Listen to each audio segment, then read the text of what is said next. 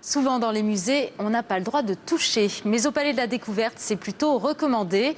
Une exposition sur les sens, le tout premier que l'on développe dans le ventre de sa mère, mais aussi toutes les sensations, le froid, le chaud, la douleur. Ludique et interactive, l'expo se visite sans chaussures. Lilan Dao et Éric Delagneau. Ah, qu'il est bon d'être caressé, de se sentir touché en permanence. C'est le premier sens qu'un bébé développe et que l'enfant continue à découvrir. Mouton. Tortue. Parfois, les mains deviennent aussi nos yeux. Rien ne leur échappe, les formes, les courbes. À travers le rideau qui les cache, on essaye de trouver l'identité de ces célèbres statues.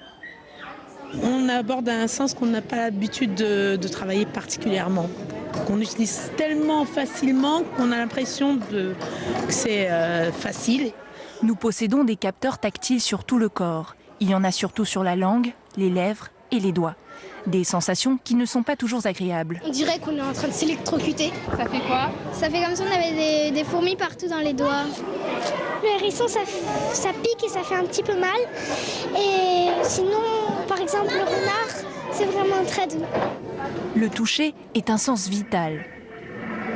Sans toutes ces informations sur la douleur, sur la température, sur la position de notre corps, eh bien, on n'aurait pas de signal d'alarme quand on est en danger, on ne tiendrait pas debout non plus, on ne pourrait pas se tenir debout, on ne pourrait pas marcher, on tomberait, on serait comme une chiffre molle par terre.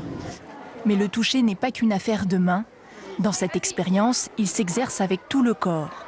Avec ses 2 mètres carrés de peau, l'être humain est stimulé en permanence. Démonstration. Le mythe du fakir, vous y croyez? Eh bien, désolé de vous décevoir, tout le monde peut le faire, moi comme vous.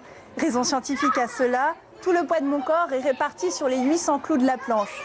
Même pas mal.